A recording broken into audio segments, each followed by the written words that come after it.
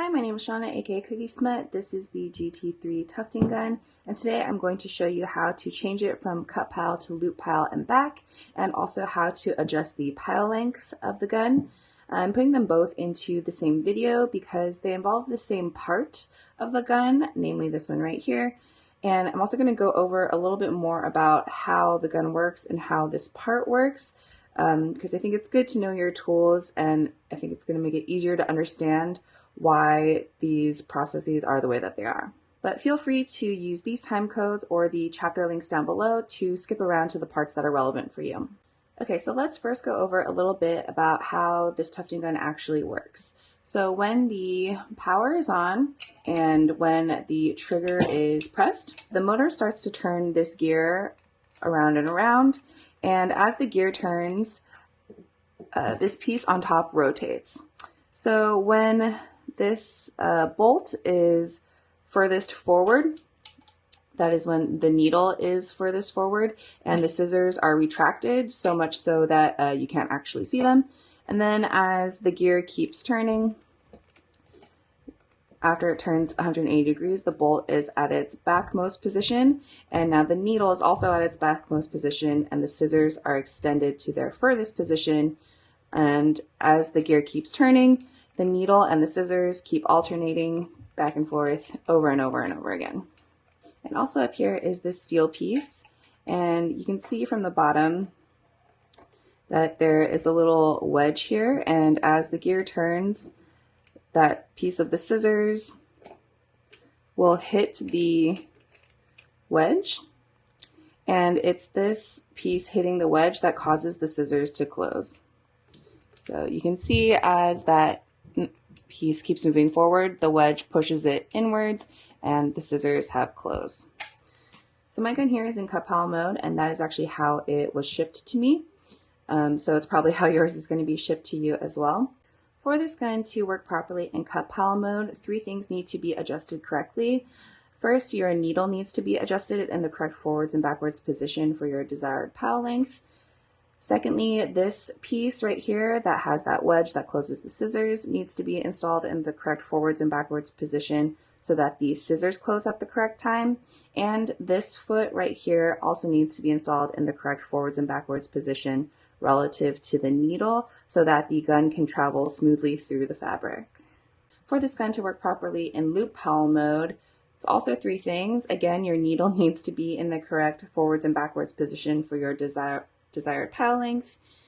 Secondly, this piece needs to be either uninstalled or at least moved out of the way so that the wedge does not cause the scissors to close at all. And third, again, the foot needs to be in the correct position relative to the needle so that the gun travels through the fabric correctly. Okay, let's go over how to switch from cut pile to loop pile. To do this, you're going to need an Allen wrench, and all the necessary sizes are included with the gun. Before we do anything, make sure that you completely unplug your tufting gun. I always fully unplug it. I don't just rely on the power switch being off, because it's just so easy to accidentally knock the power switch and accidentally knock the trigger, and you don't want your fingers near the business end of the gun as you're trying to make these adjustments. So there are 2 ways to do this. You can either remove this piece entirely and just loosen the screws.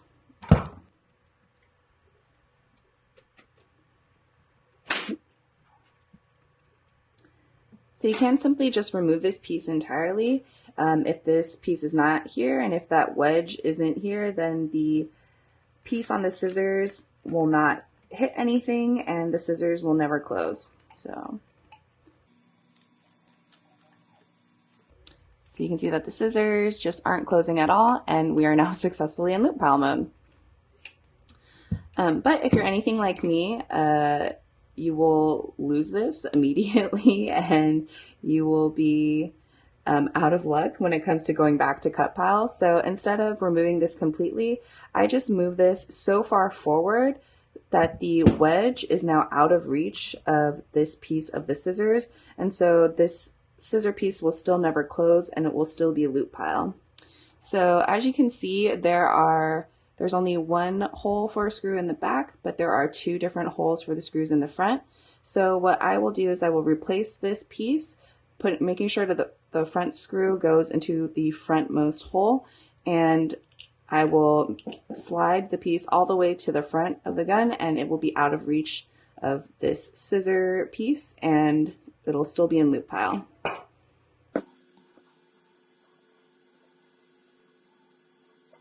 So I've got it pretty loosely attached now, and you can see it slides back and forth, which is good. That helps us adjust the scissors properly when we need to for cut pile, but for loop pile, I just push it all the way to the front, and I'll first finger tighten it,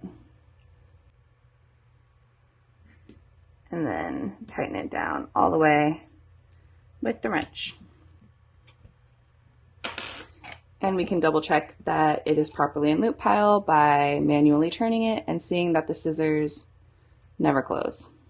So to go from loop pile back to cut pile, you do just have to move this steel piece back a little bit so that the scissors close, but you have to get it in the correct forwards and backwards position so that the scissors are closing at the exact right time. So let's go ahead and move this piece back. I generally just do this by trial and error. I will pick a spot to start from, and then we can turn the gear to see where the scissors are closing and make adjustments from there. While I'm still in the trial and error period, I'll usually just worry about tightening the back screw and leave the front one loose, and we'll tighten that down once we find the correct position. And that just makes it quicker to test different positions. Now let's turn the gear to see when the scissors are closing and if it's at the correct time. Again, when the bolt is at the front, the scissors are all the way retracted, and when the bolt is in the back is when the scissors are fully extended, and the scissors should be closing completely at the exact moment that they are fully extended. So exactly when we turn it and hit that backward spot. Here I'm feeling some resistance as I turn the gear. In fact, I can't actually turn it any further.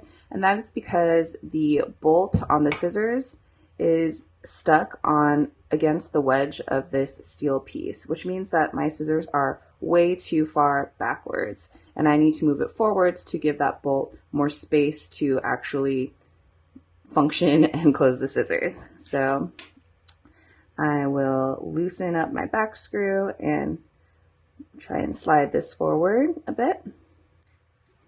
Let's see where we are now. So turn again, and as we approach the bolt hitting the backmost point, I start to look at the scissors and how closed they are. Once I hit that very, very back, everything is all lined up, we can see that, yes, my scissors are fully closed. So that actually is exactly where we want to be, and that's how closed the scissors should be. The blades should be like completely overlapped, and that means fully closed. So here's an example of when the scissors are actually closing too early.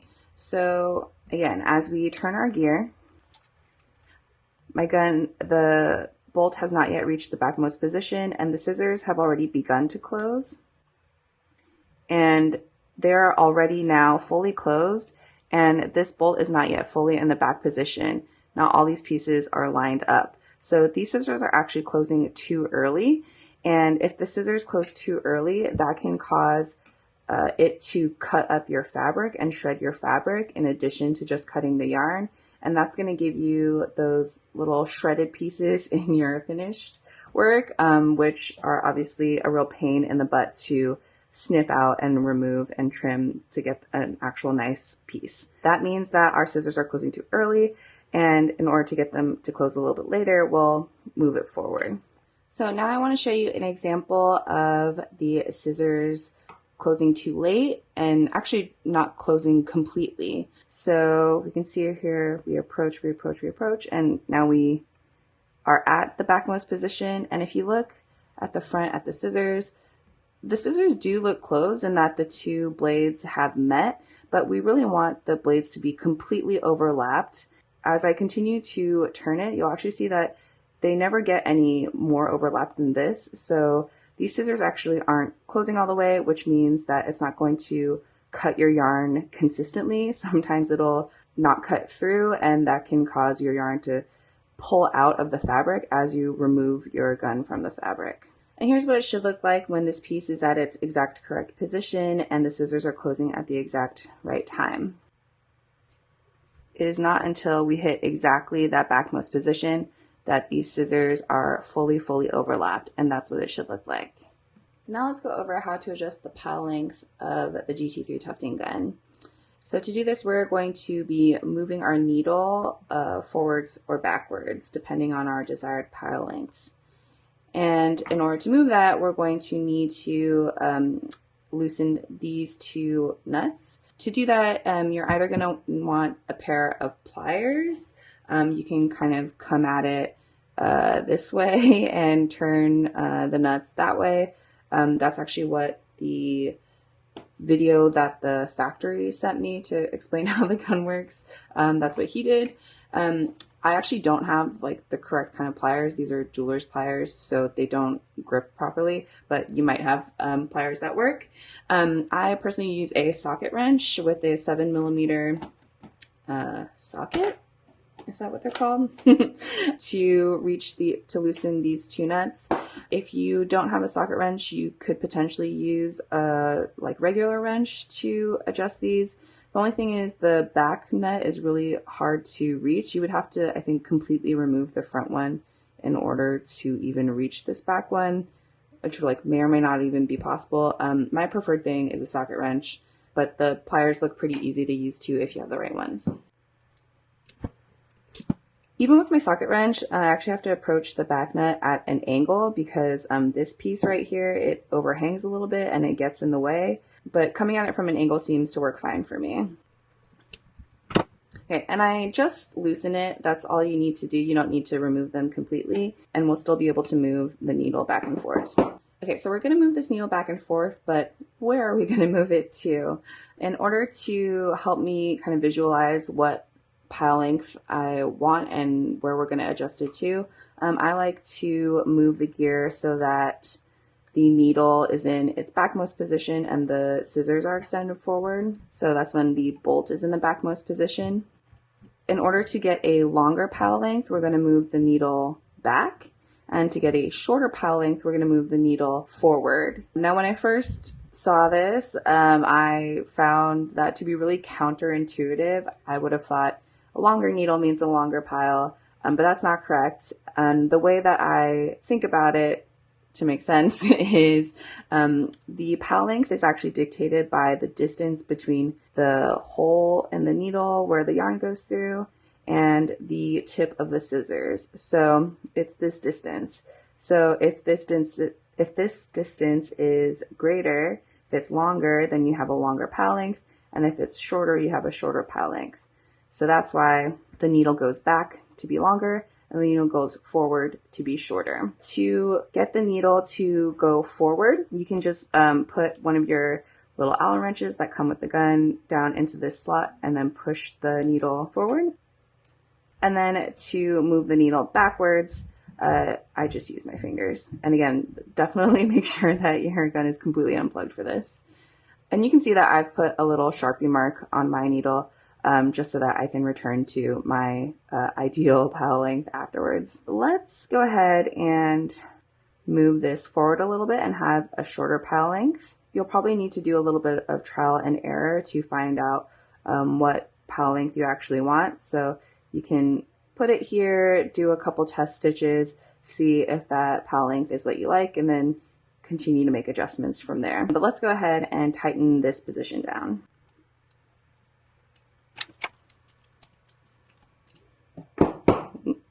And yep, sometimes my little socket gets stuck because it's at an angle. After the needle has been adjusted, you're gonna probably need to readjust your scissors afterwards if you're in cut pile. If you're in loop pile, this piece should be all the way forward and your scissors aren't gonna be engaging anyway, so congratulations, you're done with this part. But if you're in cut pile, you're gonna wanna review whether or not these scissors are still cutting at the right time. So let's take a look. And yeah, these actually look like they're still cutting at the right time. And then the last step after adjusting your needle position is going to be adjusting your foot. I look at foot position when the needle is actually in its most extended position. So we're going to move the gear until the bolt is at its frontmost position, and then we're going to take a look at the position of the hole of the needle compared to the foot. So I like for the front of the foot to be positioned where it's kind of in the back half of the needle's hole. So here my foot is way too far back. So to move it forward, super simple. We just loosen this screw right here and move the foot forward. And this screw is going to use the largest Allen wrench that came with the gun. So we loosen it just enough to be able to move it. You do want to make sure that as you're tightening that screw down, that the foot remains straight. So in order to do that, I like to hold it with my non-dominant hand as the dominant hand tightens down that screw. So we're going to move it to the correct front and back position. For me, that looks about right. So I will kind of hold it in place with one hand. So if you don't hold it in place with the other hand, as you tighten this screw down, it often sort of knocks the foot over to one side or another. And you definitely want to make sure that this is on straight so that you can still tuft in a straight line. Hold it with one hand and finger tighten it with the other. And then once it's finger tight, I will come in with the wrench.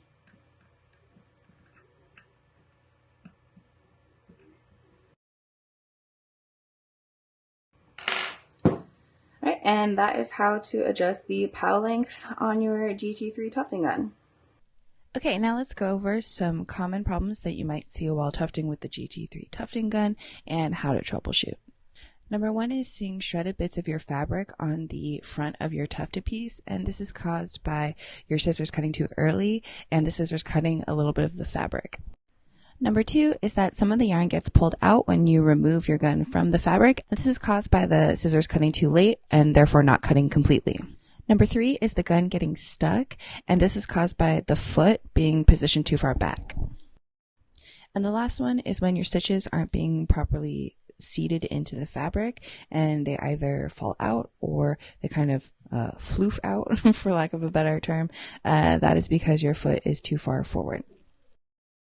All right, and that is how you change from cut and loop pile and adjust the pile length on the GT-3 tufting gun. I think this is a great machine. I actually think that the way that it switches from cut and loop pile is quite simple once you kind of understand the rest of the adjustments that need to happen. It's a really great machine that does both cut and loop pile at a pretty reasonable price. And I think it also has a really smooth tufting experience. It just doesn't come with great instructions. So that's why I'm making this video, because I want people to be able to use it properly if they do try it out.